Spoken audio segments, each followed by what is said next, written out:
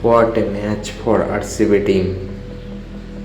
টসে জিতে আরসিবি প্রথমে বোলিং চয়েস করেছে এবং সেখানে দিল্লি ক্যাপিটালস 43-41 করে পার্টনারশিপ করেছে জিমিমা রড্রিগস এবং সেখানে হেনরি খুব ভালো একটি পারফরমেন্স করেছে।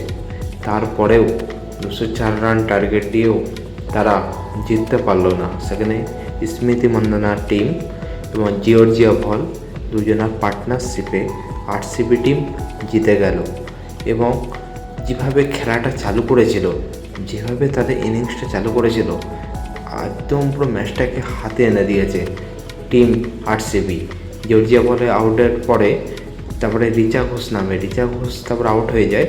জর্জিয়া বলের মনটা খুব খারাপ ছিল, ভাবছিল হয়তো ম্যাচটা হেরে যাব, কিন্তু এখানে এত ভালো পারফরমেন্স করেছে রাধা যাদব, এত ভালো পারফরমেন্স করেছে, আরসিবি টিমের জিত হাসিল করে দিয়েছে।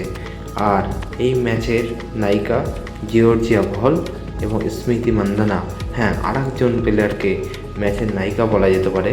তিনি হচ্ছেন আর কেউ না, আরসিবি টিমের বোলার। সে এত ভালো বল করেছে, বেল এত সুন্দর বল করেছে, তার বলে আরসিবি টিমের জিত এসে গেছে এবং 204 রানের মধ্যে তাদের পতন করে দিয়েছে দিল্লি ক্যাপিটালসকে। টাটা বন্ধুরা।